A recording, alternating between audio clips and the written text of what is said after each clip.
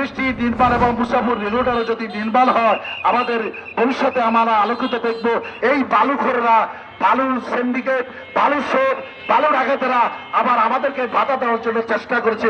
অবৈধ সরকার বালু টেন্ডার গ্রহণ করে, অবৈধ বালু উত্তোলন করে বৃষ্টি একেবারে ব্রিজের গোড়া থেকে সকল বালু নিয়ে গেছে। বিদ্যমানের কাজ এই সেতু মন্ত্রী অবাতুল কাদের এবং তার বাইরের মাধ্যমে এই দুর্বল কাজ এবং এই দুর্নীতির মাধ্যমে এই মুসাফুর রেগুলেটর এবং এই বৃষ্টি নির্মাণ করা হয়েছে।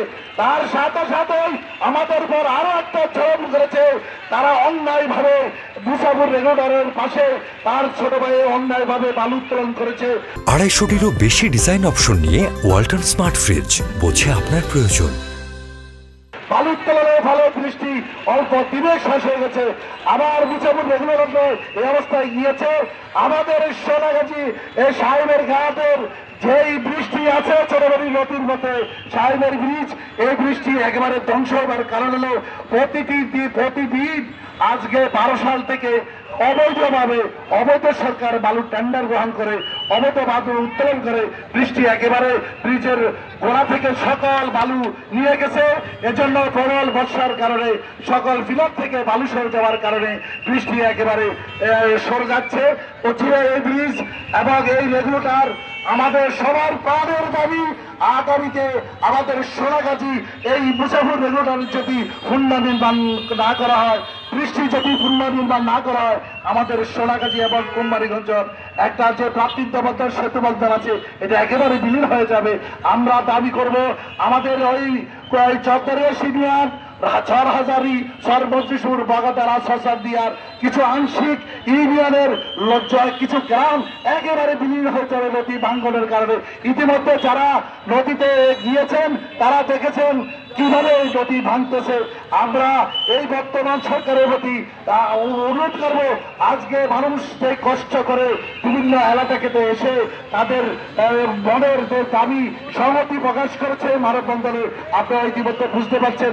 আমি যারা উদ্বোধন কর্মকর্তা আছেন সড়ক ও জনপথের, তাদের প্রতি অনুরোধ জানাবো, আপনারা ইতিমধ্যে এটা পরিদর্শন করে গেছেন, আপনারা এছিলেন যেন তাড়াতাড়ি এটার বিহিত ব্যবস্থা গ্রহণ করা হয়। আর মুসাফুর রেগুলেটরের বিকল্প রেগুলেটর ব্যবস্থা তৈরি করার জন্য বিহিত প্রকল্প যেন গ্রহণ করা হয়।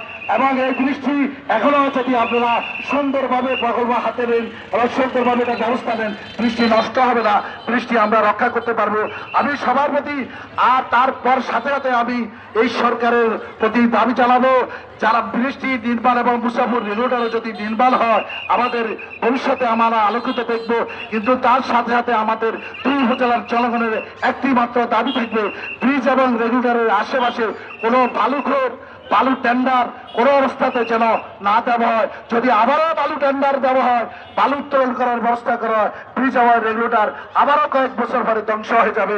আমাদের এই ছোটবেড়ি নদীর পাশে অবৈধভাবে বালু উত্তোলন করে আমরা কিছুদিন পূর্বে স্বেচ্ছাশ্রমে নদী যে ভাঙ্গার এখানে বালুর বস্তা ফেলার জন্য বালু যে উত্তোলন অবদান করেছে এই বালুগুলা দেওয়ার জন্য উদ্যোগ নিয়েছি এবং দিয়েছে। তারপরেও এই বালুখোররা, বালু সিন্ডিকেট, বালু শোধ, বালু ডাকাতেরা আবার আমাদেরকে বাধা দেওয়ার জন্য চেষ্টা করেছে।